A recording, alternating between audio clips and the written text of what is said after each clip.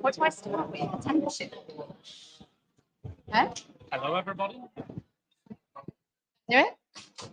Okay, so we are due to start, but we just need to make sure there's enough chairs because someone didn't do their maths right, so I'm blaming Jack.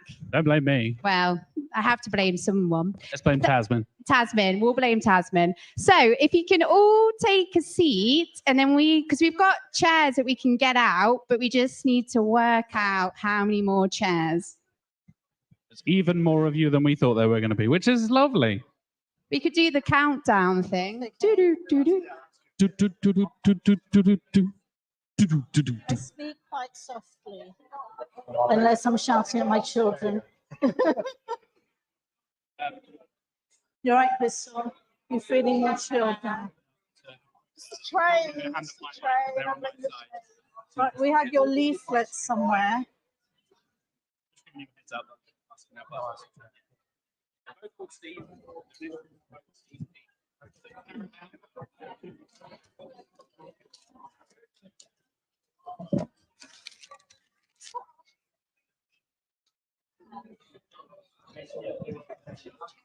I mean, Here.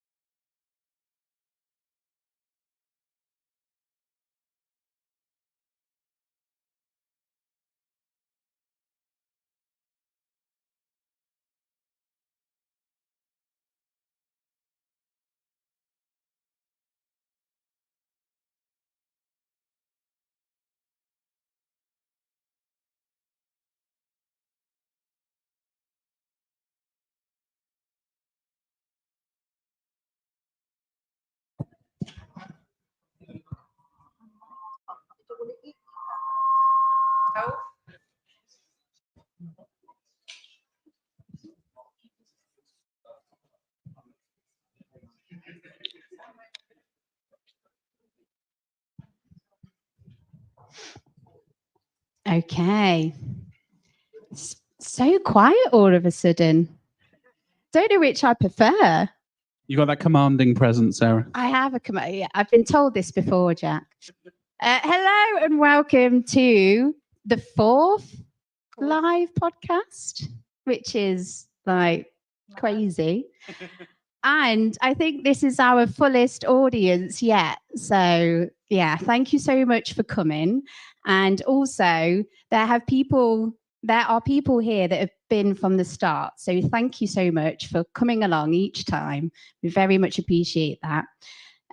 So yeah, are we excited for the live podcast both? Yeah. Go. I mean, the audience is excited for you. Wonderful. So before we get started with the live podcast, and we're talking about career planning without the overwhelm, because it's very overwhelming. So you'll go away today knowing how to do that. But before we do, just a couple of things. So this is a collaboration between the SEO Mindset podcast and the Search with Canada podcast. So can I get hands up who's familiar with the SEO Mindset podcast? Oh, nice. Strong numbers. Strong numbers. Tasman just leaned over and said it's not a competition. You've absolutely just made this a competition. Okay, Jackie, you think you're going to have more or less? Higher or lower? I'll go higher. Okay, hands up. And they'll do despite me, and no hands will go up. Hands up who's heard of the Search of Canada podcast. Oh, There is more. Tasman, we need to work on our marketing. by the end of this evening, You've all heard of both, right? Yeah. Wonderful stuff. So, chat. I can't even say your name. Hey, Sarah. That's a strong start, isn't it? Jack, Hello. for those who don't know about Search with Canada, tell us. It is a weekly marketing and SEO podcast that is available on Spotify, YouTube. I've started doing video stuff now, thank God, beginning of 2024. And I basically interview the best, the brightest. I've seen a few familiar faces who have been on the podcast before in the room. And yeah, we talk about all kinds of stuff, from specific recommendations for GA4 attribution models all the way through to how the neuroscience of marketing works and how you need to understand how your message is going to be perceived in other languages. We cover a bunch of different topics with a bunch of different guests. And yeah, it comes out every week on Monday morning. You can go and check it out. Like I said, Spotify, YouTube, all that kind of stuff. Lovely stuff. Tasman, your turn. Do the SEO. We really need to sell it by the looks of the hands. So Now this it's is a your time competition. to shine. on a serious note, we started this podcast because we had heard so many people in the community struggling with things like confidence, imposter syndrome, burnout, and everyone was talking about it, that it was a thing, but there didn't seem to be much in the form of resources to help the community. So that's where it started. There is a mission behind all of the joviality behind it, but it's the SEO Mindset podcast. It doesn't talk about SEO. Despite the name. Despite the name. We dabble. We dabble. Did we dabble? Well, You dabble a bit more than I do. Experience-wise, when we share. We share. So it is all about personal development and well-being, which I think is really, really needed in the community. And should we tell them? Wow, you've got to tell people about your Ikigai. So unlike Jack, we came with a gift. How rude. See, that would have got you the really vote. If we do the votes competitive. at the end, then now they've got gifts from you. Right, hands up who has dabbled with Ikigai. Oh, we've got Couple a of hands, hand, couple of two hands, Two- three two hands, four. Four. I feel like every 4, 5. time I say, someone else puts their hand up, don't they? Right, 4 so- people. It's a lot of fun. I really enjoyed the process of going through the Ikigai. So it is a Japanese concept helping you find the career and life that you're seeking of purpose and fulfillment. And on everyone's chair, you will see a handout like this. In fact, you will see 5. And at the back of the handout, there will be a QR code, which will take you to a very short presentation on how to work through the process. The reason you have 5 is 1 is for you and 4 are for friends. So tomorrow, when you're at Brighton, hand it out to 4 friends so that they too can go through that. And what I found is, and we'll talk about this, the closer you can get to a life which is aligned with who you are, the easier it is to be confident, less imposter syndrome, and burnout just goes out the window. So that's for you all. We'll give you Wonderful. more details about Ikigai during the actual episode podcast we'll do in a sec as well. During the episode that's live and we've got an audience, that always throws me because so this event wouldn't be possible without the support that we get from brands and organizations. So we just want to invite a few of them to join on the stage. So can we get a round of applause for Steve from Systrix? Come and say a few words. Come on, Steve. Now I have to do the awkward thing, the sponsor bit, when this is all going lovely and warm, and now with the sponsor thing. My name's Steve from Systrix. I won't tell you too much about Systrix. If you want to learn more, myself and Michelle are on stage, and Tasman is hosting tomorrow afternoon, Syndicate 1 and 2. Michelle's talking about TikTok trends and TikTok ambassadorships and that sort of stuff. I'm going to talk about trends as well, so please do join us for that. to mend the kind of aura that I've just broken. We've left some nice warm beanies on the chairs. I'm absolutely gobsmacked about how many people are here. I only ordered 50 beanies. I'm so sorry if you don't get one. Have a word with me and we'll sort it out for you. I hope you don't need them the next couple of days. That's it for me. Enjoy the podcast, and I hope to see you around the next 2 days. Thank you. Woo. Thank you, Steve. Thank you, Steve. And then we have another thank you, and that is Majestic, because the pizza and the food that you've been eating, they are our food and drink sponsors. I can't see your face, Steve. Where, oh, We have another you popped. Steve. Another Steve. Go on, Steve. He's running. It's only Steve's allowed for our sponsors. Yeah, thank you. So it is limited to Steve's. Fine name. I said something last year from the heart, so I can't repeat it, because if people listen to last year's, then listen to this year's. Sincere. I've always been a reluctant manager. I manage and work in fear of making accidental oversight or mistake that then ruins somebody's day and makes me an accidental arsehole. So it's with great reluctance I went into management, and I share that to try to make the point that for me, mindfulness and what's being shared here is one of the core foundations, along with the passion for self-development, which you all clearly share, for career development and personal well-being. So thank you both. Thank you very much. Round of applause. Oh yeah, and Majestic. And then our last two is Silicon Brighton. So Cameron, who is behind doing all the technical things, part of Silicon Brighton, but Silicon Brighton do loads Of events around Brighton, around tech, around, I know they do well-being and stuff as well. So it feels like we fit in really well with those guys, and they've really helped us work with the venue here and find everything, get everything organized and find a home for us in Brighton, because none of the three of us are local to Brighton. So it's quite intimidating being like, we need to find a venue. We need to work out where we're going to do. Do we have enough chairs? And Silicon Brighton's been really helpful supporting us and getting events sorted. And this is being live streamed as well, and that's possible. Wave at the camera. Yeah, there's the camera. Everyone wave that over there. I don't know how many people can see on the camera. I mean, we've tried it. So yes, so thank you so much, Silicon Brighton. And then obviously the venue projects, they're always super helpful. We come back every time. The room is beautiful. I think the first time I walked in, I think I actually gasped. But yeah, so is that I think that's everyone. I think that's everything. Should thank you too. Thank you. And then you, Sarah. There we go. Right, shall we crack on? Should we talk about career planning? Before we do, let's get a raise of hands. Who does career planning, or who has dabbled in career planning? Okay. All right. 4 or 5 people, give or take. Who understands what career planning is? Even a few. Oh no, a couple more people. Okay. So this is very needed then, this conversation. So we're just going to have a bit of a chit chat about it, aren't we?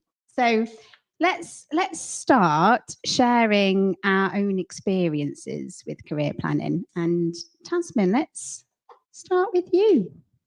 I think way back when career planning, you had one lesson that you went to the careers advisor with, and they didn't know you didn't know them, and they gave some stupid advice that you came out thinking, I'm even more confused than when I started. At one point, I wanted to be a marine biologist. I don't know why I wanted to be a marine biologist. I can barely swim. That would have been I can see you as, my, apart from the swimming part, I can see you as a marine biologist. oh, that would have been on my career planning, wouldn't it? Learn how to swim. But for a long time, I didn't plan. I just drifted along. I listened to what people told me that I should be doing. I had perceived thoughts of what I should be doing, and I just muddled along. I just went from one job to another. So I don't even think I felt I had a career. And that was until I would say about 40. And then I learned this thing that, oh, I get to do what I want with my life. And I didn't know that until that point. I didn't know that I could make choices for myself. And I slowly started understanding that there are things that I am naturally good at and things that I naturally like doing. And if I can steer my career that way, There are things I want for my life. And, you know, money is part of it. How much do you want to earn? Because that also will impact what career choices you make. And I would say now I am very, very intentional. I look at my career plan every year and then every quarter after that. So I align. And I think if you are going on a journey, that constant alignment is very, very needed, because if you just skew off a little bit and don't bring yourself back again, you're then, instead of going there, you're going there. So that's fine. And I'm so much happier for it. I suppose, and I think me and Jack are going to be similar, because I have never been a planner. So career planning is something that has been more on my radar now, because I want to be more intentional. So I feel a little bit torn sometimes, because for me personally, I'm a bit of a yes person. I can't say no. And I think that works because me saying yes has opened the door to new experiences.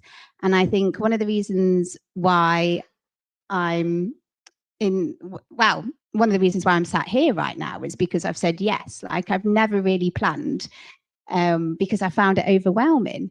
I am starting to be different now, because I'm in a place where I know what I like to do, and I know what I wanted to do more of. So I know that I need to be more intentional and make more of it, because the more intentional I am, the more of the right opportunities will come my way. And I don't know if you're similar, Jack.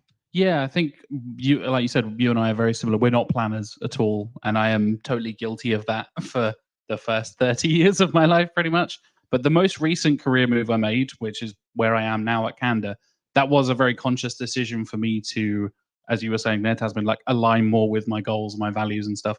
The previous job I had, they essentially tried to double my salary overnight to keep me employed, and actually was like, okay, that's a lot of money. I literally had the, like, it would have to be stupid money, and the boss was like, well, what's stupid money then?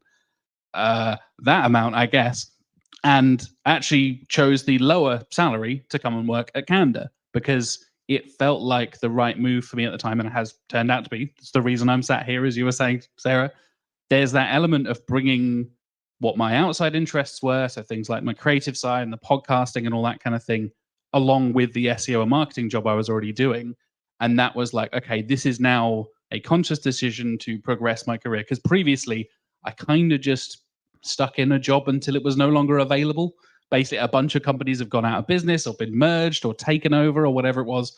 And I would just be the last man standing of like, everyone else left for that other company. And there's me sat there like, well, I'm the last person here. I guess you're going to fire me now, right? Because there's nobody else left to fire. So, well, okay.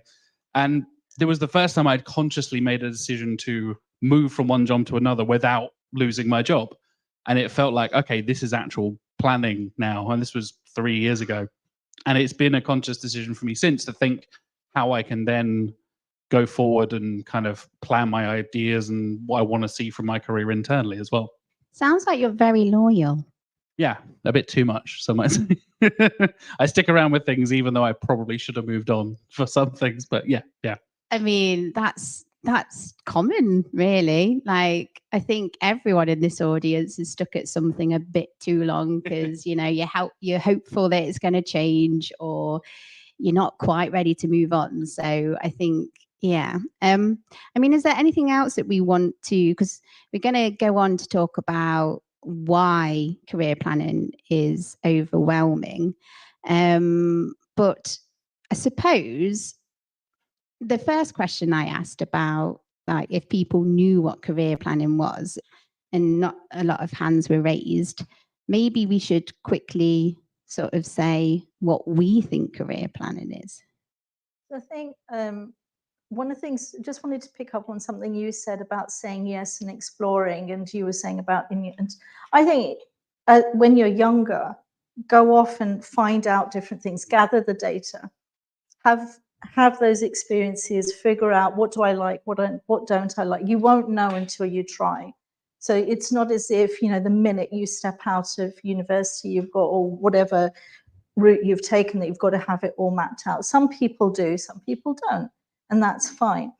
But I think it's not so much career planning, it's holistic planning. So when I sit down with my goals and what do I want to achieve this year, next year, it is holistically.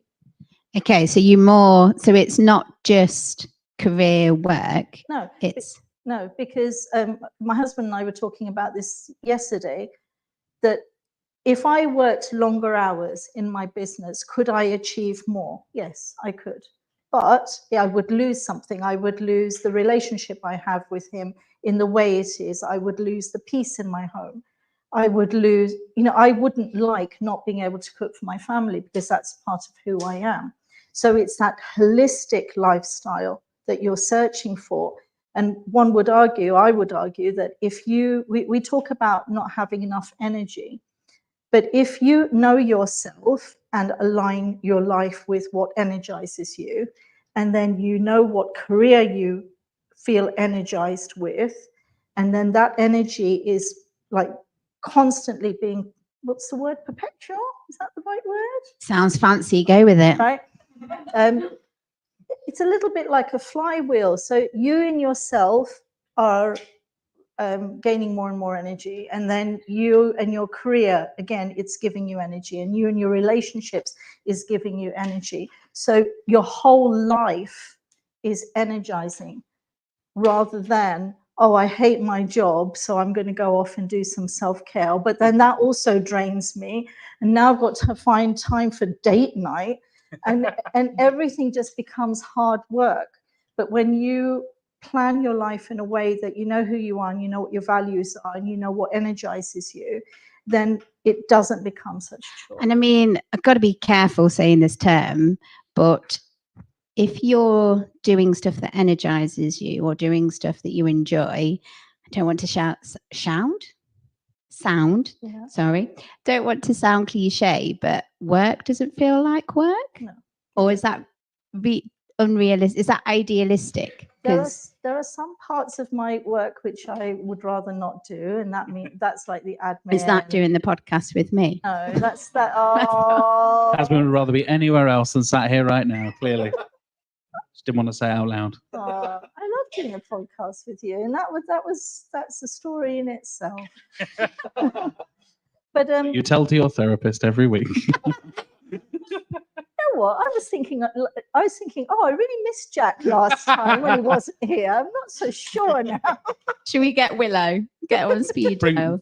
We'll start a hashtag bring Willow back. Bring Willow back. But yeah, admin and finances, don't like doing that bit, but the rest of it's great. Yeah. Jack, career planning. You describe it. For me, I used the term like conscious decision earlier, and I think that was the biggest part for me, where it's not like letting other people decide where my jobs are going and where I'm going to work next and what kind of role I'm going to go for and all that kind of stuff. When I realized I could do something that I actually cared about, as you said, Tasman, like aligning your passions with your work, I was like, oh, I could get paid to do a podcast. That's crazy. Basically, no one gets to do that, which is very cool. And like I said, the conversation I had with my previous employer was the whole like, yeah, sure, we'll set up a podcast for you to keep you happy and all this kind of stuff. Whereas I'd already had the conversation with the guys at Candor, I was already listening to their podcast. I was already a fan of Search with Candor before I became the host. And it was this element of like, well, I know you guys align with my values. You kind of know what you're doing. So I'm going to take the leap and go for it.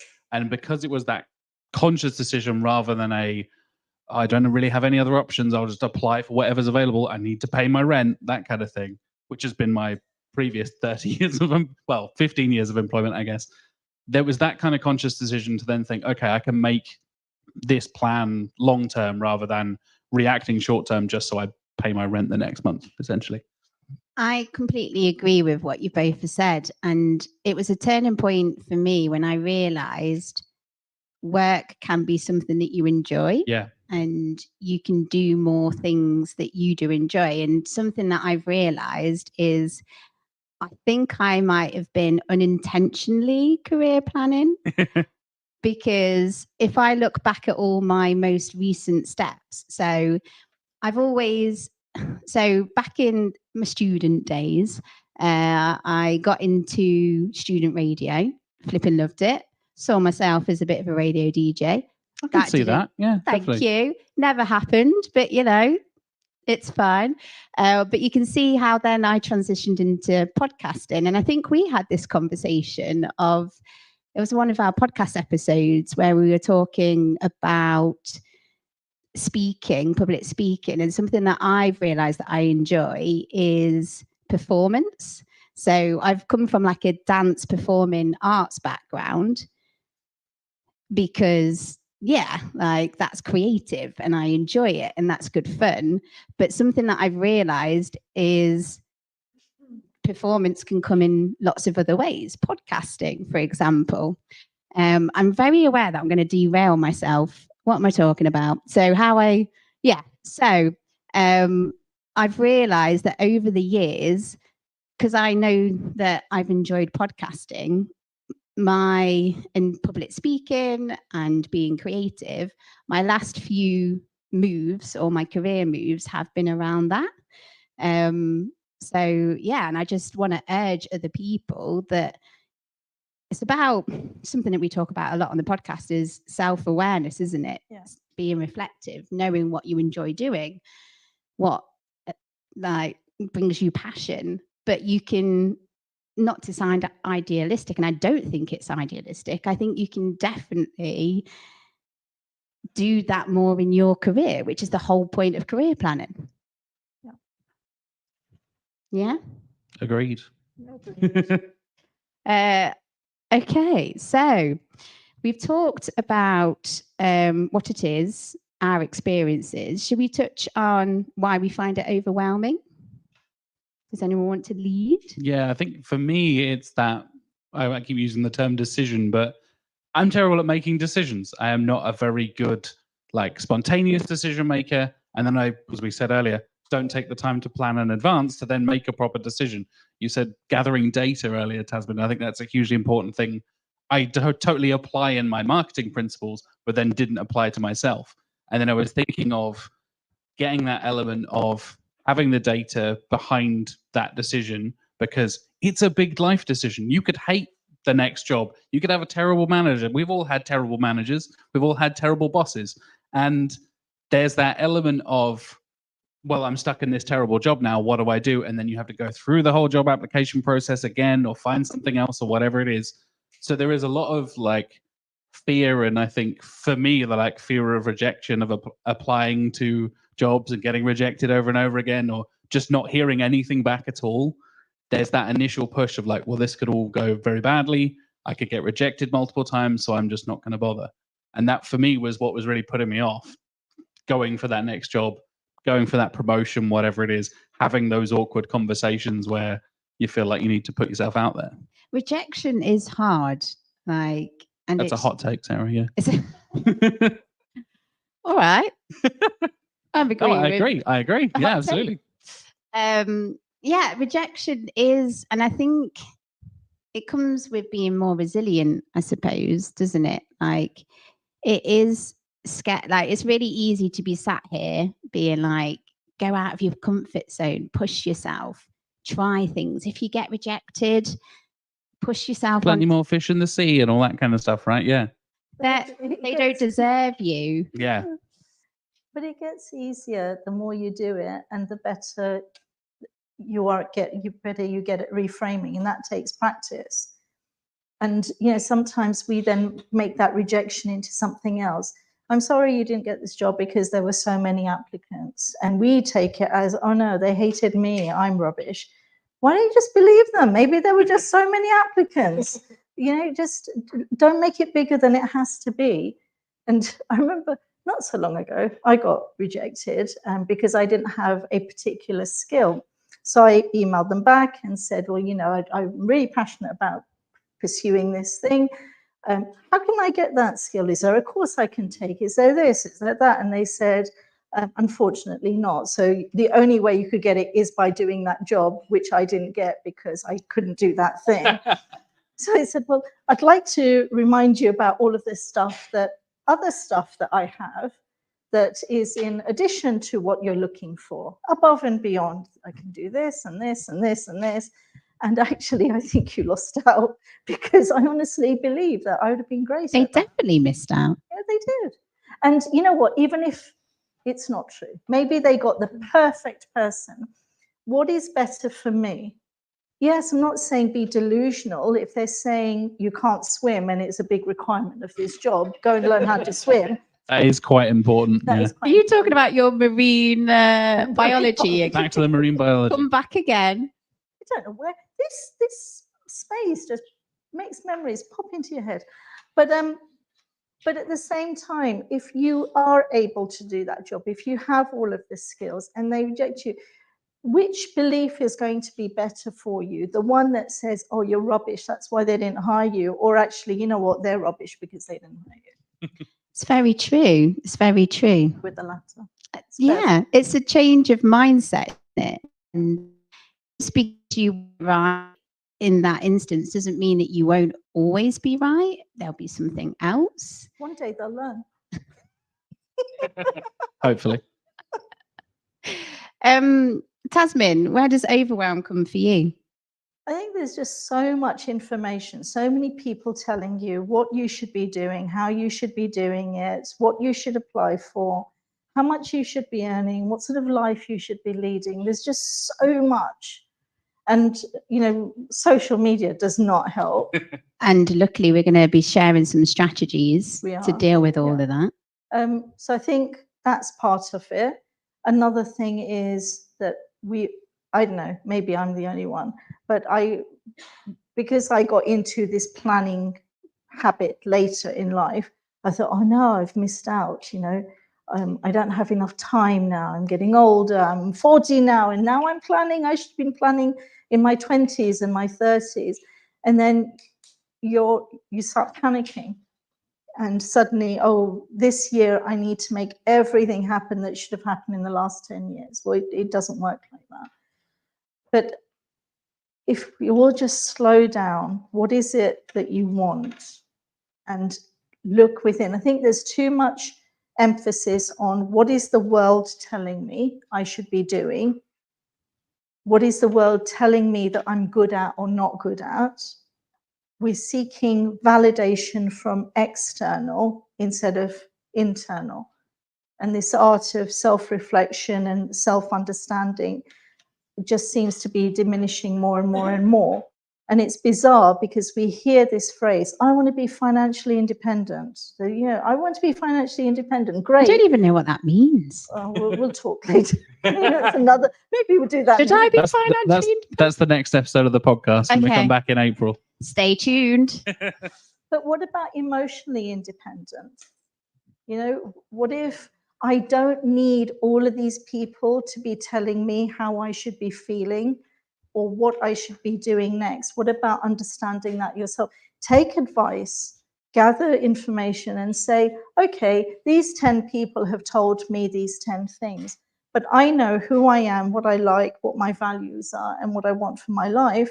Actually, those 3 ideas align. Maybe I'll give those a bit of thought.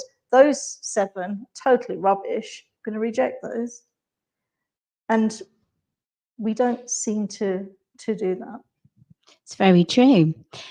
Something that I struggle with and where my overwhelm comes from, and I don't know if it's going to make me sound weird, but I am terrified of getting it wrong.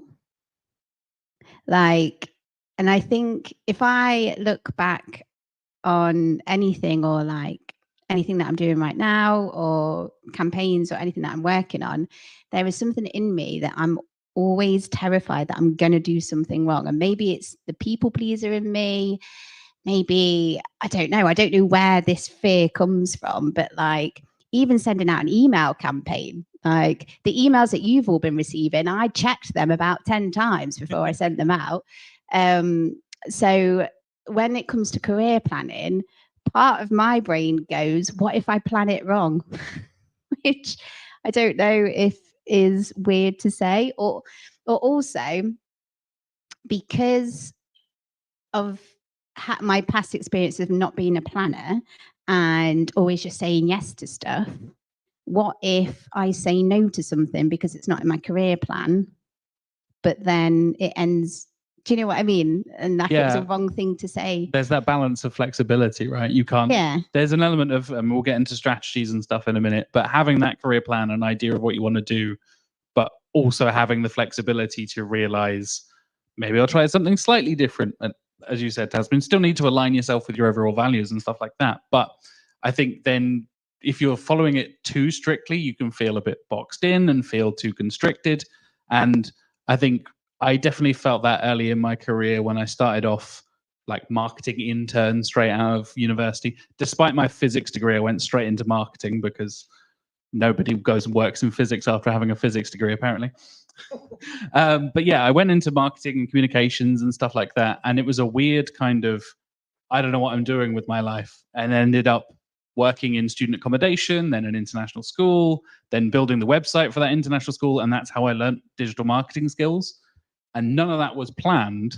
But I feel like if I was like, okay, I'm going to go for this and go for this, I would have felt very intimidated if I'd have really boxed myself in at 21 years old or whatever it was when I came out of university. And I think having that flexibility to kind of go with the flow, especially when you're young and you have that ability to kind of not worry about mortgages and kids and pets or whatever it is, that kind of thing. There you have that ability to plan, but still adjust as you go along and have the wherewithal to be not too constrictive on yourself. I feel like I can see why can't I say words right now? I've said your name so many times and now your name has just gone from my brain. Tasmin. Okay. There we go. I do hear what you're saying, and I think just because you've decided on the 1st of January that this is what you're going to do this year, and it's that constant checking in, you can tell if something's going right or something's not going right. You can tell if you listen to yourself. And then set yourself up saying, okay, you know what, every 2 months or every quarter, I'm going to sit down and go through that list. Is there something else I want to be doing? Is there something that I'm doing that I'm not happy with? Is there an opportunity? And when you get opportunities, you don't have to say no, because it's not in my plan. It's your plan. It's flexible. You can change it. You don't have to be rigid about it. As long as that thing works for you, it makes sense to you at that time. And I suppose another way of looking at it, it also gives you permission to say no, because there's a lot of things that I've said yes to when I probably shouldn't have, but I've got this innate in me to say yes. Whereas if I've got this career plan in my head, there's a reason for me to say no. It's like having a backup plan if you're not going to a thing that somebody invites you to something and like, oh no, it's cancelled. What a shame. I'm gonna have to stay inside and just chill out or whatever. The relief of having a meeting cancelled at the last minute.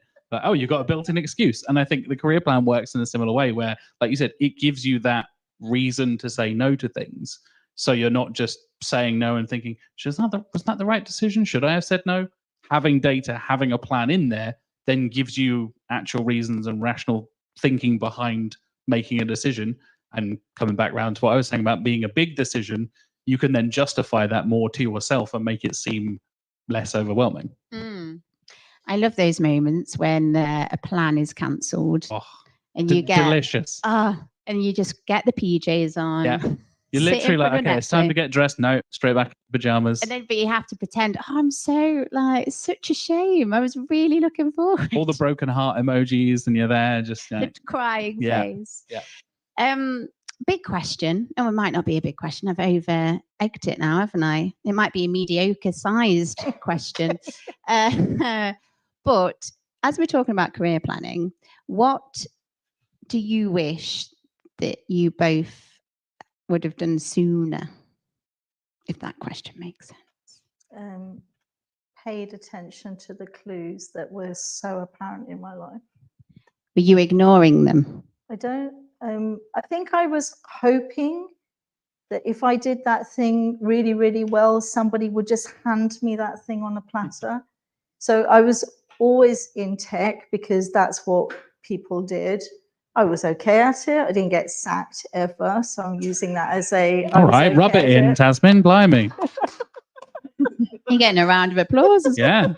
I mean, that would be a good teller that I was rubbish at it, that I got sacked from it. So I was not a good grocery stacker person. That's my tell. That's the one I got fired from. So I never got sacked. And I, people talked to me nicely. So I'm using those two things as a clue that I did okay at it. But when I started understanding things like personal development and goal setting and all of these great things, I remember telling my managing director at the time, I really want to run a goal setting workshop. Can I do it? He said, yeah, go for it. And I did. And then I ran another and another. And then every organization I went to, I said, oh, can I give a talk on inner chatter? Yeah, sure, go ahead. And I loved doing it. And I did it all in my own time. And I thought, stupidly, that somebody would say, oh, Tasmin, you're really good at that. You know what? Why don't you stop doing that data integrity stuff or that SEO stuff and do that full time? Because that's what I secretly wanted. But it didn't happen, bizarrely. It's strange that, until I took the step. But when we talk about gathering data, analyze that data, all of the skills that you normally use in your work for other people, use it for your own life. And say, okay, clearly there is a trend there. Tasmin likes doing personal development stuff and she enjoys it and people seem to enjoy that. Why don't you do something with that? So that's what I wish I had done sooner. And I think we can all relate to that. Jack, how would you answer the question? Similarly, with, like I said, with the podcasting stuff, really, for me, it was that switch in my brain was mentioning the podcasting stuff like on my professional side of things, on my CV, on my LinkedIn page, all that kind of stuff. That's literally what got me the job at Candour, is because Mark Williams-Cook, who I'm sure plenty of people in the audience know, who was the original host of Search with Candour, is our marketing director at Candour. And he saw my post on LinkedIn. He was looking to hire an SEO person, but spotted that I also do a film podcast. And he has strong opinions about certain films. And we talk about bad film sequels on Sequelizers. He said, hey, I actually like Predator 2. I was like, you're wrong. Predator 2 is terrible. And we just had a conversation on LinkedIn. It's like, by the way, are you interested in an SEO role? Like, sure. Yeah, okay. Why not? Yeah. And it was literally, Mark has never seen my CV, never checked my resume or anything like that until I want to know years how later. it went from debating films to, hey, come and work. Surprisingly quickly. It was like 3 DMs. And I was like, yeah, let's set up an interview. Impressive. Why not? Yeah. I move fast. Can we we need to do a round of applause because the Sequelizers has been nominated for an Independent Podcast Awards. Are you getting a bit? I don't take full credit with my co-hosts, Matt and Tim, as well. But yeah, it was a weird thing where it was the first time I'd mentioned it on my LinkedIn and on my CV, because previously, well, I want a marketing job, so I'm just going to mention my marketing stuff. And then realizing, a bunch of the skills that I use to promote the podcast, to create the podcast, are also relevant to my professional development as well. So mentioning on that, suddenly I'm doing a marketing and podcasting role 3 years later. I wish I'd done that a lot sooner. I've been podcasting for 15 years. There's 12 years of... that needs a round of applause. 15 years. Wow. It was 12 years of not mentioning it anywhere, keeping podcasting very separate from my personal life and professional life, all that kind of stuff. And actually, all of that stuff is relevant to each other. Of course. I probably should have done that a lot sooner, 10 years earlier. How about you, Sarah? Oh, glad you asked me the question. Tables have turned. I wish that I was braver sooner because, and I know it's hard, isn't it? Because it's hard to be brave, especially when you've got lots of things to think about. So one of the things that I wish I did sooner was go freelance. So I went freelance end of April this year, and it's going for 5 months, and I'm still going 5 months, which Congratulations. Round of applause for that. There we go. I mean, I've really turned the tables on you now, mate. 5 months, 15 years. Like, I mean, I didn't get paid a penny for that. You're actually living as a freelancer. I didn't get paid for podcasting until I was like 32. But it was always something that I wanted to do, and I would even like talk to people, lots of people about it, because something that I do is when there's something in my brain that I want to do, I have to talk it out, or I have to like talk it through with other people. And yeah, like I always sort of like push that want or feeling down, like, no, you should stay employed. It is safe. It is secure. I'm very struggling saying that sounds, but anyway. Developed a lisp all of a sudden. I think so. And yeah, and I've been doing this 5 months, and I'm very appreciative of where I am, and I flipping love it, and I'm having a whale of a time. And I just wish that I was brave enough to do it sooner, like, because yeah, but I think hindsight, and obviously you can't change the past, you are where you are now. I'm glad that I am doing it now, and I'm just glad that there was something that pushed me enough to be like, you know what, just have a go. Because, and I'm very aware that everyone's got different situations. Like I don't have kids, like I don't own a house, like I could be a bit risky. I don't know why I looked at you then, Jack. I can be a bit risky. I have pets in a house. I don't have any kids. So well, when I said there's still risky, big decisions. I think that comes around to the big decision thing, right? I mean, pets are like, they are my kids, really. Yeah, there you go. Yeah. You're fair babies. Exactly. But yeah, I don't know. But I think everyone would have wished they'd been like braver sooner. I think that's a common thing. Like you're doing something now, like even starting a podcast, Tasman. Do you wish you started a podcast sooner? I didn't even think about it until you said, fancy doing a podcast? Oh, all right, then let's do that then. But I think, you know, your initial question, what do I wish I'd done? Yes, I too wish I'd been braver earlier. I wish I had spoken nicely to myself earlier, because I think we beat ourselves up a lot. I think I wish I had started appreciating my own skill set earlier, because we're very good at saying, I'm not good at this, I'm not good at that, I'm not good at the other. Whereas if you flip that around and say, I am good at this, I can do that, I'm getting better at that, the way you speak to yourself impacts the choices that you make. Well, there's a thing, isn't there? Don't say something to yourself that you wouldn't say to a friend or like family or loved one. I mean, very easier said than done, but you've got to be kinder to yourself, haven't you? Shall we get into some strategies? Yes. Some things. I think you've got quite a list. So I'm just going to talk a little bit more about this. I did this the first time a few months ago, and it retrospectively showed me that my career in coaching is exactly what I should be doing. So there's 4 circles. One is what is it that you love doing? So you write down all the things that you love doing. Next one is what are you good at? And there will be some that are in both camps. The next one is what could you get paid for? And then the 4th circle is what does the world need? And whatever is in the intersection will give you ideas on what you should, you know, what career is aligned to you innately. Now, it does more than that. So when you sit down and write down, what am I good at? It makes you feel good. It makes you feel empowered. When you write down, what do I love doing? That also helps you make choices on what do I want to spend my spare time doing. When you look at the other areas, you start aligning. That doesn't, and you start learning about yourself. Okay, confession time. Here we go. It's bizarre. I really love cleaning kitchens. That is a deep, dark secret right If there. anyone wants to hire Tasman to go. clean their kitchen, Life coach and kitchen kitchen Tasman cleaner. Suleiman. I am very good at cleaning kitchens. I believe the world needs clean kitchens, and I also believe I could get paid.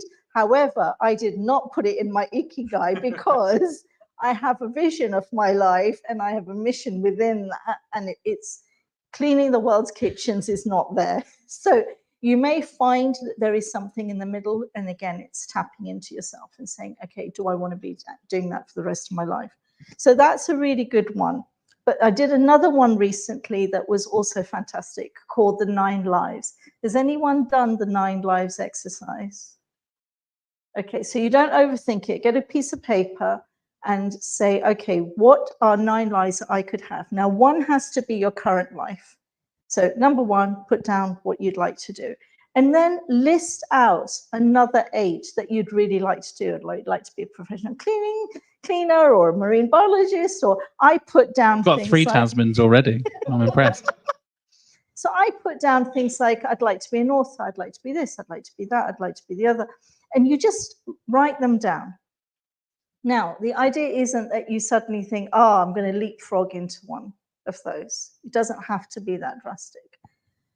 Find the one that you would love to do. If there was nothing holding you back, no restrictions at all, which is the life that you would really love to live?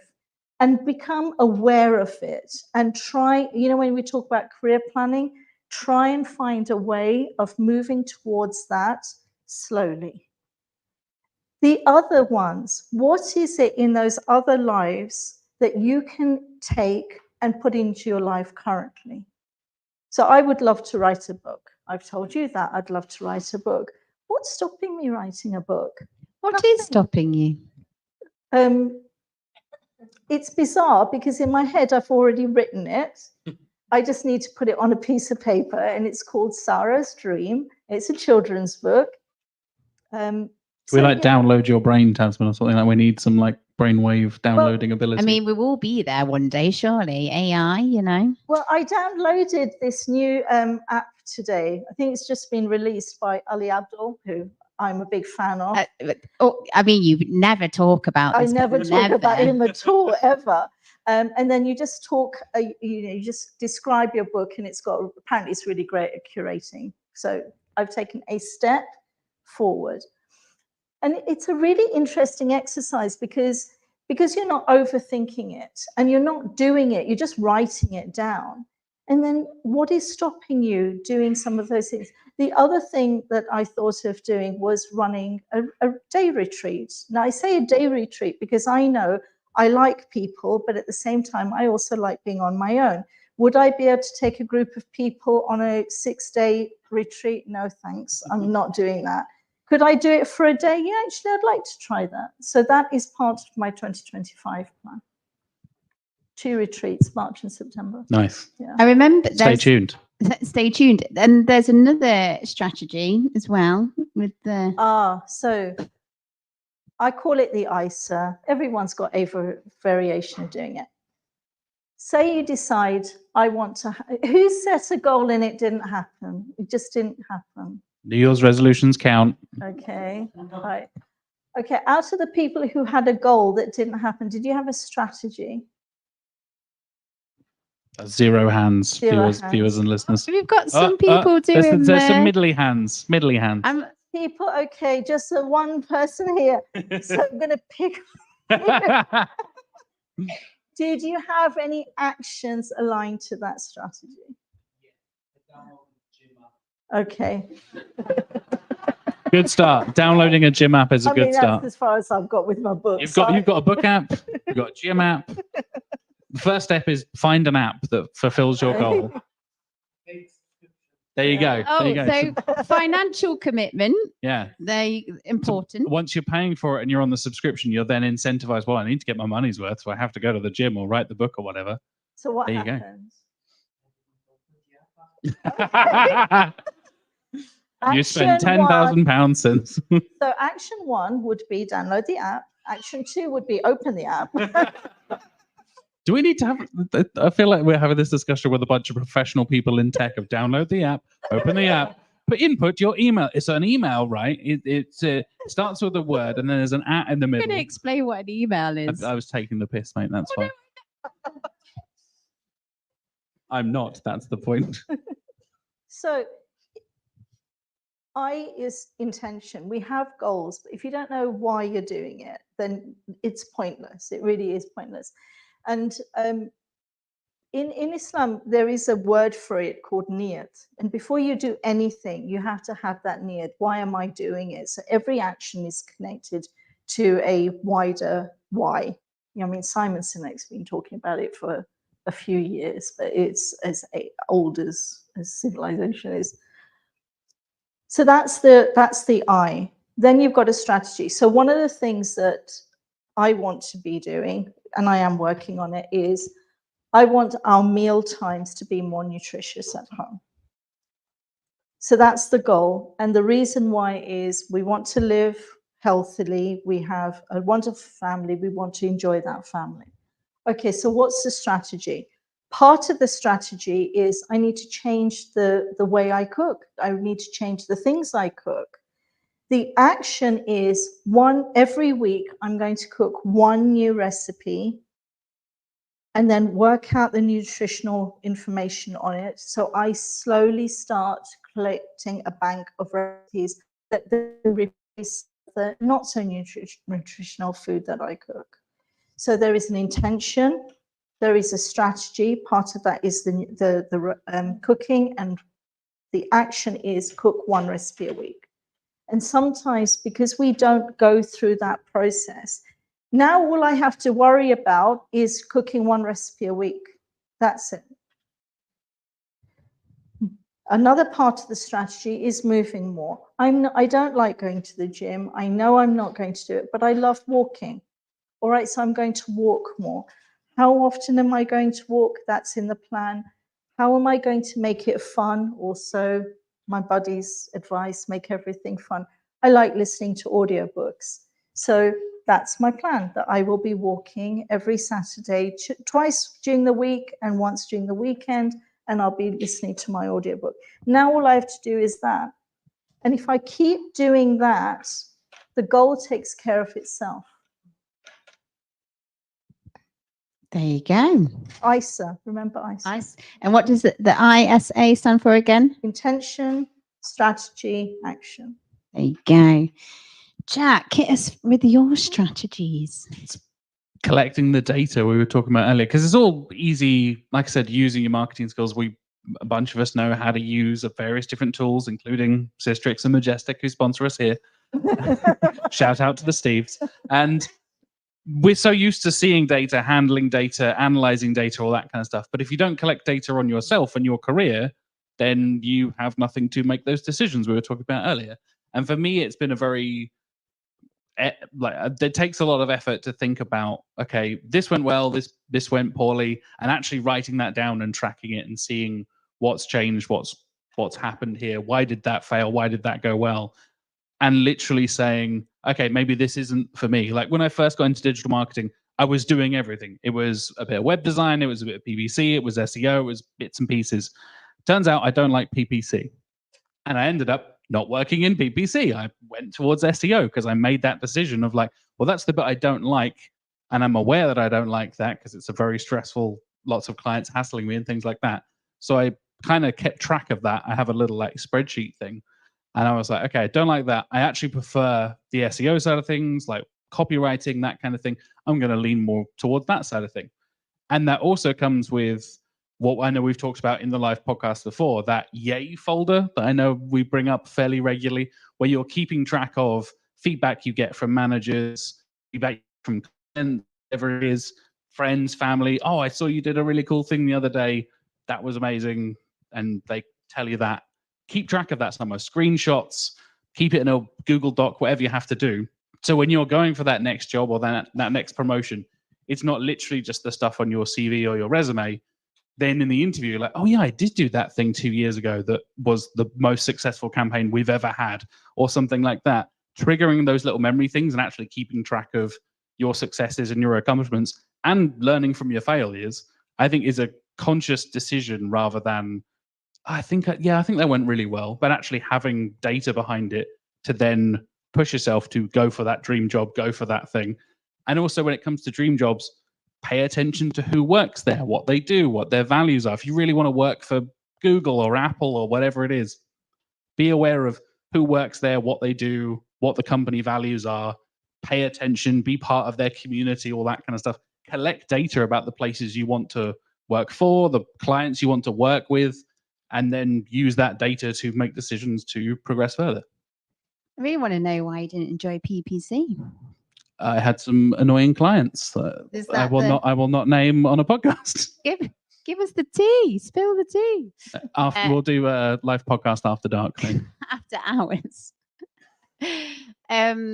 Great strategies. Do you want some of my strategies? Please do. It's going to be really awkward if you both say no, because then where do we move on from that? We need to get like a yay from the audience to encourage it. Oh, do you want to hear Sarah's strategy? There we go. You can't say no now. I know, and it has to be really good, doesn't it? So no pressure. So 2 things. Well, advice for if you know where you want to go, and advice if you don't know. So if you know where you want to go, that's great. What you need to do is work yourself back from that, because part of the overwhelm is when you've got this massive goal, this massive target, how the fudge do you get there? Yeah. So I always like to work back and break it down into manageable chunks, because there's this idea that what's the smallest viable thing that you can do that gets you on the path to where you want to be, because then you get into that mindset, I am doing something. Then be realistic. So how long is it going to take? Is it going to be 3 months? Is it going to be 6 months? Is it going to be 12 months? Once you've put an idea in, always add more time, because I don't know about everyone else here, but I always think I can do so much. I feel like I'm a superhero, and I can do so much in this. You are, Sarah. You are. Thank you. But so many times where I write this massive list that I think I'm going to get done in a day, and I literally get 2 things done. Yeah, there's some nods going on in the audience. So be realistic, and it is hard to be realistic, but just give yourself a buffer. Yeah, so you have a think, oh, this is going to take me this long. Add some more time on. And also, this is like a guide. Like, don't beat yourself up or feel bad if you don't get there. Like, that's not, it's just giving you a plan and a direction. And then off you go. And then as you go on your journey, find people, accountability buddies. I'm a big fan of this. So find someone that you feel safe with, that you can meet up with on the regular, and you can have a bit of a review, and you can have a bit of a check-in, and you can like talk about how you're progressing, or maybe you're stuck on something because you want to get somewhere, but you just can't figure out how to do that. So having people that you feel safe with as well, that you can talk to, and schedule it in. Like for me, something doesn't happen if it doesn't go in my calendar or go up in my ClickUp. I live and die by my calendar, definitely. So yeah. And then if you don't know where you want to go, it's all about getting that data. Yeah. So have some time getting to know yourself. Have some time like learning what do you enjoy doing? What do you want to do more of? Like Tasman said, if you want to like work in certain places, was you or was it Jack? Sorry. It was me all along. You just it sounds so similar. Yeah. Obviously, We often get confused. Often. But do your research, and if there's someone that you aspire to, so for example, going to Brighton SEO, right? If you fancy yourself, oh, I quite like to have a go on the stage, like talk to people, get people's experiences, ask. Because the more that you can just be curious, I suppose, be curious about yourself, be curious about other stuff that's going on in the world. Say yes to things. I know this is going back to my other thing, but how do you know if you like something until you try it? And 9 times out of 10, if I do something new for the first time, the thought of it is always worse than the actual doing. The anticipation is always worse, isn't it? Yeah, and it makes sense because in your mind you don't know what you're setting yourself up for. And if you don't like it, you don't have to do it again. Just, cross that, like tried it. Because you're going to be in a much better position having a go at different things, trying stuff out. No one's going to judge you if you do things wrong or things don't, like, people forget as well. Like, I think we're so worried about what people think and what people are going to say. People will forget they've got their own problems as well. They've got their own stuff that they're worried about and stuff. So yeah, I think that would be my strategies and tips. I'm going to add my own 3 letters. I'm going to steal an idea from you, Tasmin, the ISA. I'm going to steal the idea from you, Sarah, and combine the two. ABC, always be curious. I think that's a thing that I, funnily enough, learned in my scientific days and have kind of continued to apply. If you're wondering about something, go and do some research. Go and get that data. Like you said, ask questions. If you want to work at a particular company and you go to Brighton SEO and they're exhibiting or the speaker is here or whatever it is, go and talk to them. See what they're like. See what the kind of people who work there, like I was saying earlier, work out what the company is like, the people are like. You might get an idea of like the kind of culture and values, and maybe if you buy them enough drinks, the kind of wages you're going to get paid. But yeah, I think it's that thing of always being curious, always being ready to ask those questions and poke a few holes and see what happens. Yeah, and you're going to be really unlucky because most times where I've started a conversation and I've asked it, like, no one's ever been rude, no one's ever been like, sorry, you can't talk to me. So you're going to be really unlucky if you ever find yourself in that situation. So I mean, we've got some time to mingle after because we're due to finish shortly, but like, have a conversation with each other, find out what everyone's doing, see how they got there. Like ABC, always be curious. ISA, intent, strategy, action. My short-term memory, I need to get that looked at, don't I? So we've got a fun little catch box, but before I get there, I just want to check, is there anything else that we want to, I feel like we've covered a lot, but is there anything that anyone wants to say before we do questions and stuff? Bizarrely, we said that this wouldn't, this is about career planning without overwhelm, and we've just given you loads of things to think about. It's coming up to the end of the year. Give yourself half a day. Sit down with your phone, your calendar, review your year. What have you enjoyed doing this year? What do you wish that you had done? And then going into next year, pick one thing. If you can do one thing that gets you closer to the career that you are seeking, you're going to have more of a chance getting it done if you pick one or two. Don't try and do everything at once. Give yourself a pat on the back for trying and take that step. That would be what I would end with. Very nice, Jack. Not to put you on the spot, but anything else? I'm sticking with always be curious, to be honest. I mean, yeah, that's my final line. I'm ready yeah. for Catchbox. I'm ready.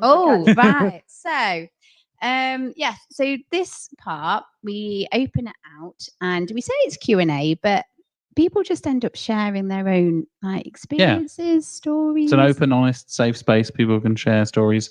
Hopefully you've gotten that impression from the fact that we've been talking about it for the last 45 minutes or so. So this is a safe space. Yeah, everyone's definitely. Supportive and friendly. So Catchbox, you got to catch it. That's exciting, isn't it? It's a foam cube with the microphone on the top. You will need to speak into the bit in the top very closely to get caught by it, but it's a lot of fun. Any questions you have on career planning, anything you'd like to share about it, it'd be great to hear. Any hands up? Any Oh, ideas? we've got front at the front row. Oh, Sarah is going to go putting those run. dancing skills to work, ready to throw that catch box. I'll throw it. You ready? I'll put my microphone down. Probably a good idea.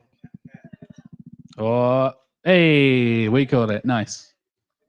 Just to echo what I think what you were saying about before you can plan anything, you've got to do your research. Like I've had what they call a rich and diverse portfolio career. You know, worked in healthcare and somehow found, like, you know, working for one of the world's largest employers, the NHS. And like now I'm a freelancer, I can be my own boss, you know, like from being a small cog. I've done lots of other things, failed at lots of other things. Can you put the box closer to your mouth, please, Chris? Oh, do I have to? Oh, it's actually an actual microphone. Yeah, it's not just a box for fun. It's a real microphone. It's actual technology, mate. Sort of, It is. It's cool. It's really cool. I like the catch box. so yeah, There we just go. basically you've got to do your research, explore the world, before you can start even thinking about planning. That's, I think, just to echo what you said, really. Yeah, curiosity. So with freelancing, what are you doing? SEO, Ah, nice. How long have you been freelancing for? 16 years. Wow. Not a rich man, but a free man. Brilliant. That deserves a round of applause. Okay, is anyone up for sharing anything? Like, anyone want to ask anything? Anyone? I to see a lot of familiar there's- faces shying you away haven't from got me that right now. far to throw. Just What? there you go. Hey, lovely catch. Well done. Oh, yeah, I got a question for the panel. Yeah, how would you sort of, any tips for people to deal with things like comparisons? I feel like my perception might be at times that there's sometimes comparisons can be a bad thing, and any advice on how to recognize such things, and maybe what to do if you are feeling like that? Because it sort of feels like at times there's a bit of pressure on people to do certain things, and you know, not everyone has to do the same thing. Yeah, are you comparing yourself to other people? Is that what you mean in similar industries and things like that? Not me personally I mean, in at general. this moment in time, but yeah, definitely something I've come across in the past without going into too much detail. But yeah, you definitely see that. So it'd be interesting, just because I guess the theme here was like pursuing like what you want to pursue, but at the same time, you do see comparisons, which some people do describe as quite a toxic behavior. Yeah, definitely. I think you mentioned social media earlier, Tasman. That's a really, we all know that the things we all post on social media are not necessarily our most honest things. We put our best foot forward, especially when we're job hunting or thinking about a career and all that kind of stuff. You're putting yourself out there, and everyone is doing that. So you're not seeing the honest side of yourself, but you can get through that by having that conversation. Maybe you see, you know, somebody who is doing a public speaking role, as Sarah mentioned earlier, that you're interested in, like, oh my God, they've just got it all now. They know exactly what they're doing. I've started comparing myself to them. Actually having a conversation with that person, you can then get through that kind of social media filter into the real world and realize, like, oh no, I struggled with this for 10 years, or oh, I wasn't comfortable with that. I was in exactly the same position you were, you know, years previously in my career, or whatever it is. I think breaking through that filter and having those real world conversations can ease off the comparison a little bit and help with that. You're comparing real to real rather than like a perceived dream job, dream role, whatever it is, to where your real situation is. Does that help a little bit? Maybe. Yeah, potentially. Okay. Yeah, I'll take yeah, potentially. Harsh. Yeah, no, thanks. I think also when we compare ourselves with other people, we're comparing our perception of ourselves with our perception of them. And it's really asking yourself, am I being truthful to myself with my perception of myself? And usually we are downgrading ourselves and using that perception and then comparing it with somebody else. So that's one thing. Are you being truthful about you? Would your beliefs about you stand up in a court of law? Would that judge be able to say, okay, where's the evidence? Would you have the evidence for it? Usually not. It's all in our head. Another thing is understanding that everyone is messed up in some way. Speak for yourself, Tasman. No offense, audience. Everybody's muddling their way through. Nobody's got the perfect idea and nobody gets it right first time. Nobody does. They're all going through it. And in one way, we glamorize failure. Oh, this author had to go to 75 different publishers until they found the one that would take their book. oh, Colonel Sanders had to go to a gazillion people before he could sell his chicken, whatever. We glamorize it, but when we have to go through it ourselves, it feels harder. And most people who have succeeded will say, I've been through 10 years, 15 years, 20 years of failure to get there. So we're all muddling our way through. So it's being honest about your own perception of yourself and being realistic about other people. I was going to say, is that survivorship bias? But that's probably going off topic. But I think that was really helpful. Like, sort of definitely a bit of a paradigm shift in my mind there. How sort of approaching that quandary. Thank you. Hands. Oh, we've got lots of A very enthusiastic hand at the back there. So we've got. Oh. Go for the big throw. Everybody duck. You can do it. Oh. Hey! Highlight of the podcast, and it's not on video. Whether or not I can live up to the catch, I'm not sure. This isn't necessarily a concept that works for everyone, but it's a business concept from Simon Sinek. The concepts of the finite and the infinite game. And two really salient examples of that are Apple and Microsoft. Microsoft is always comparing themselves against Apple, whereas Apple never does. It's always about being the better version of the company that it was 2 or 3 years ago. And again, to speak to Tasman's concept, sometimes we need to externalize ourselves and almost think of ourselves as a company or as something that is not us as an individual, to see, okay, how can I be incrementally better than I was 2 years ago, 3 years ago, yesterday, rather than that comparison. Because in Simon Sinek's concept of the finite and the infinite game, right? The people who are playing the finite game always lose, whereas there is really no way to lose if you're playing an infinite game. So if you're just trying to be a better version of yourself than you were yesterday, that 1% incremental that no one else is really doing because it's only 1%, then you're in a better headspace than 99% of people. That's really good. I mean, yeah. Round of applause. Nice. And I would add to that, every goal that you set for yourself, every challenge that comes your way, ask yourself, what is this challenge enabling me to do? Because every goal ultimately is leading you to be the better person. If you say, I want a better relationship, what does that take? Oh, that takes more compassion, more empathy, more patience, better listening skills. That is making you a better person.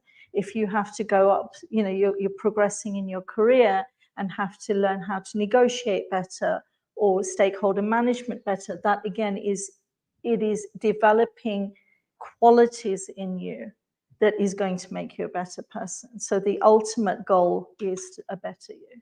Yeah, and I'm definitely someone where I needed to kind of externalize myself to not only see the lack of comparison, right? Like I don't have to compare myself to everyone else, but also the things that I was good at. Yeah.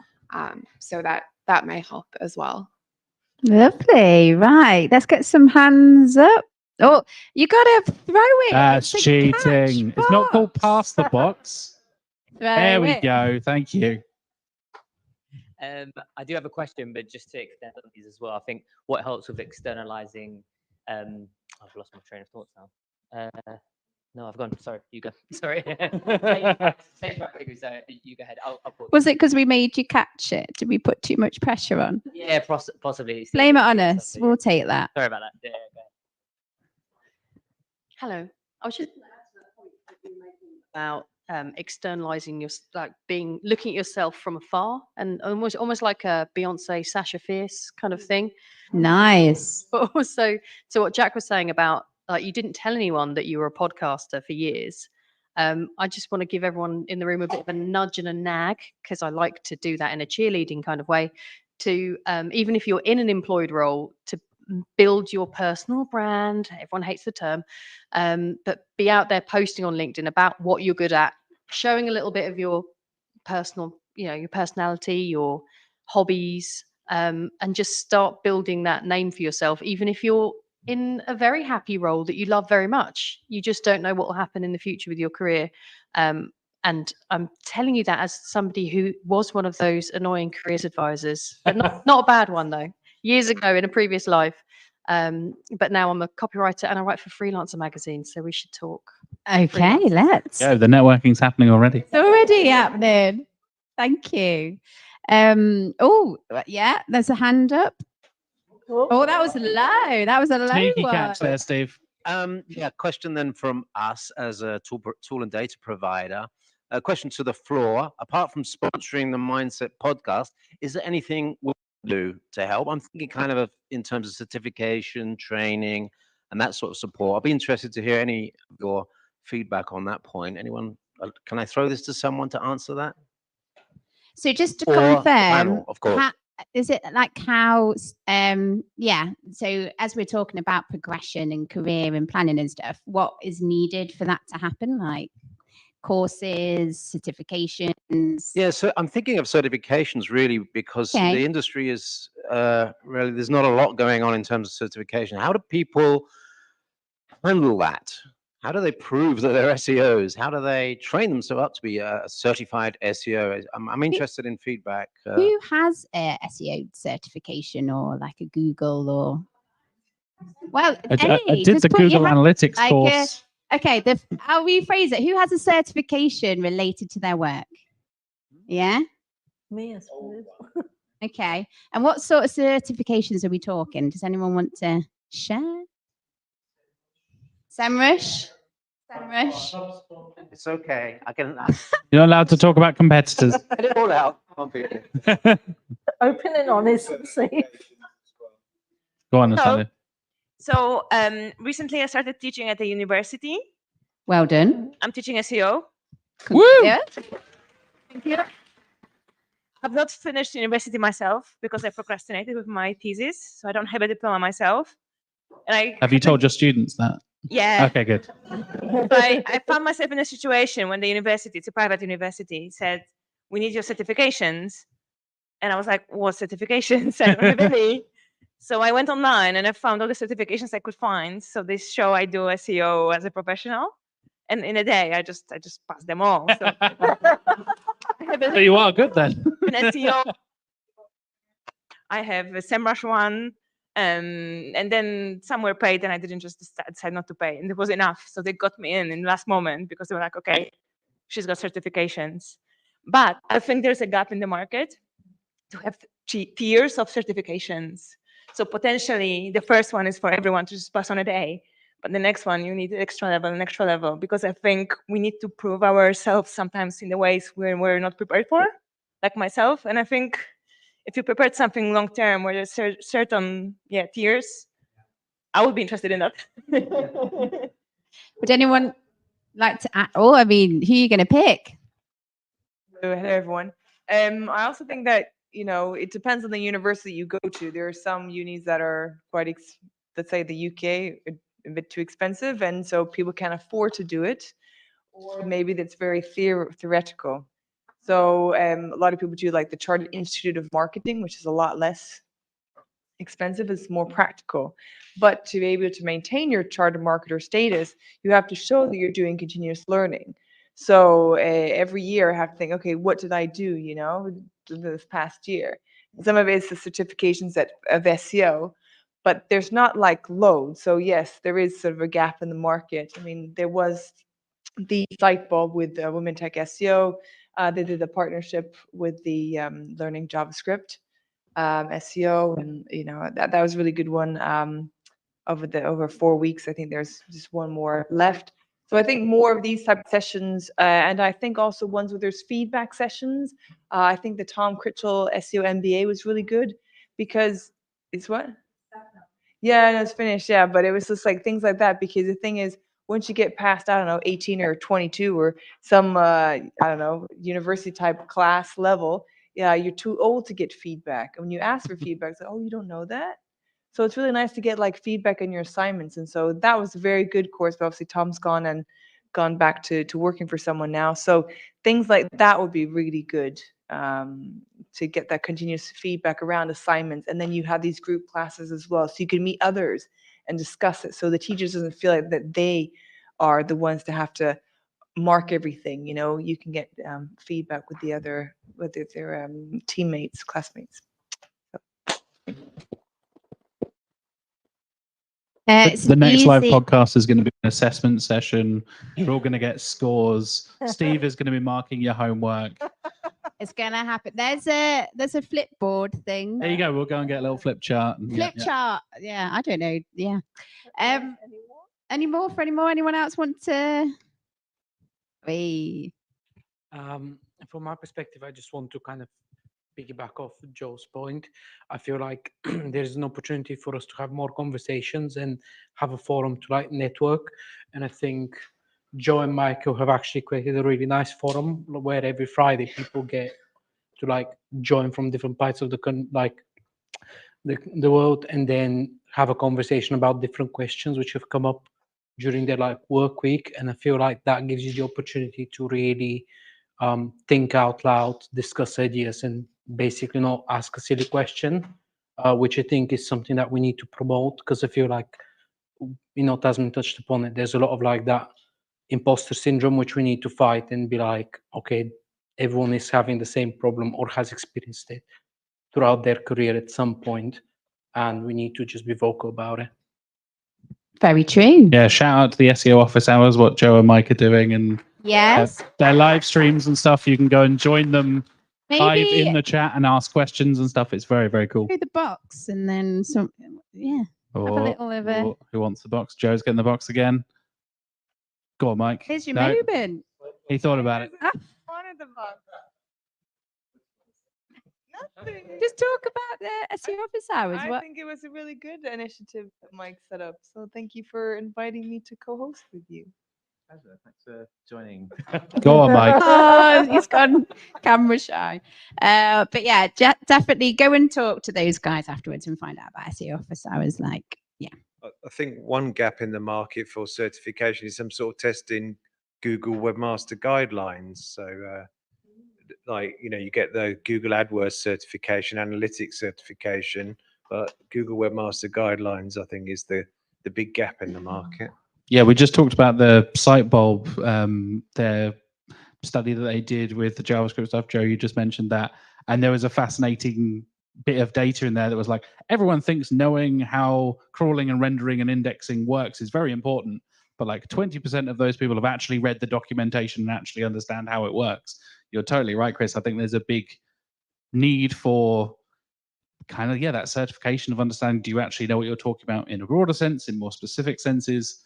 Obviously, there's loads of like Udemy courses and stuff like that. But then, as Natalia mentioned earlier, like, are those people qualified can anyone just upload a Udemy course or do whatever? So yeah, I think it's an interesting idea to get certifications in different skills and then verified stuff that confirms you have actually read best practices and are aware of stuff and you're not just bodging it or black hatting it or whatever.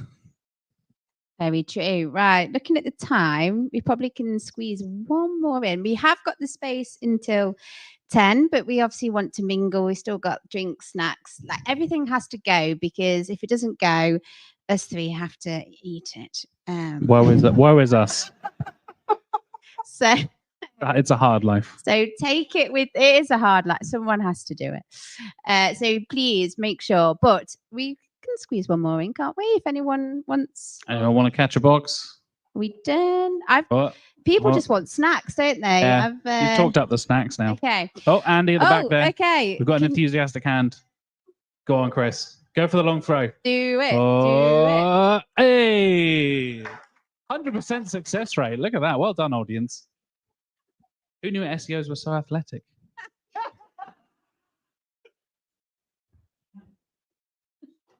One thing that I've sort of like learned from my experience, because I only got into SEO five years ago, is really when setting career goals was making sure that I didn't jump ahead of myself too much. So, early into my SEO management, I had a young, career-driven executive, and her career goal was to become a CEO. And that was, at this point in her career, unattainable, because like, okay, how are you do that? She didn't.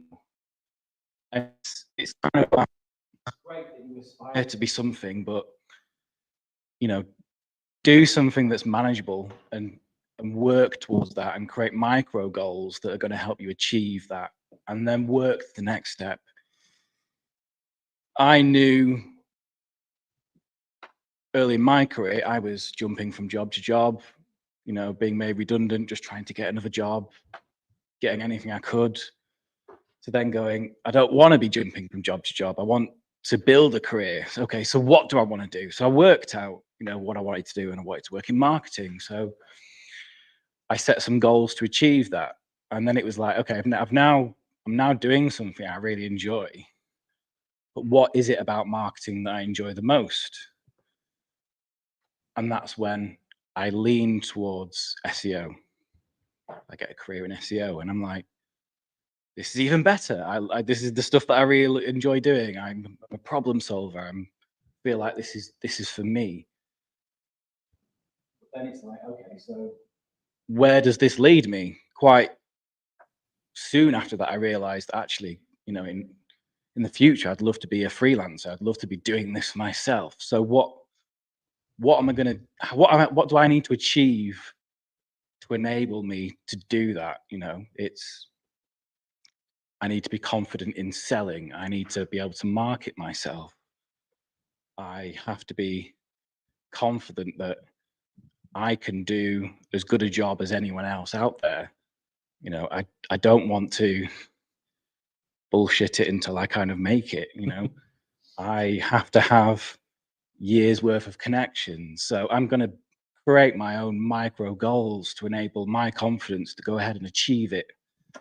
And it's just breaking that down for me that has really enabled me to go from someone who was in my late 20s, floating around jobs, not knowing what I was going to do with my life, to really having that path that I've been able to get to where I am today, where, you know, I'm in that wonderful place where I'm no longer working for someone else, I'm working for me, and I'm in control of my destiny, which is, you know, for me, something that I've always wanted to do. So yeah, that'd be my advice. Well done. Nice. I am very sorry, but that I'm going to have to call time. So that is the end of the live podcast, the recording. Like I said, we have got the space until 10, so please help us eat, drink what is left. Thank you. Thank you again to Systrix and Majestic for sponsoring, Silicon Brighton, the projects. And yes, we will be following up with an email, so you can basically, we're going to do better at letting people know about these events. So that's a goal we've set ourselves. There's the goal. There's a goal. We're going to take over the world, and the first step is email addresses. So yeah, we'll follow up with you all, where you can sign up to be notified about other events and all that lovely stuff. I just want to say thank you for coming. And yeah, is there anything else that you want to say, you both? Wraps us up quite nicely, mate. Yeah. Yeah. Thank you so much for coming. Yeah. Oh, Crystal. Oh, Crystal. Round of applause for Crystal. Crystal wants to say a word. Go on, Crystal. Sorry. You want Wrap us up, Crystal. Go on. I don't know. Hi everyone, my name is Crystal and I manage the social media. Can everyone just do me a favor, please? If you're not already following on social media, can you just take out your phone right now? Teacher Crystal in the room. And either go on Instagram or LinkedIn and search the SEO Mindset podcast and just give us a follow. Thank you. And search with Candor. Thanks, Tasman. We don't have a LinkedIn page. And Crystal, you do a fabulous job of the socials and all of that stuff, the SEO Mindset. Thank you, Crystal. Talk to Crystal and find out about her business, because she's amazing. There you go. Right, mingle, merry, eat, drink, Finish and all off that. the pizzas, finish off the cookies. Yeah, Thank you all lovely so much stuff. for coming.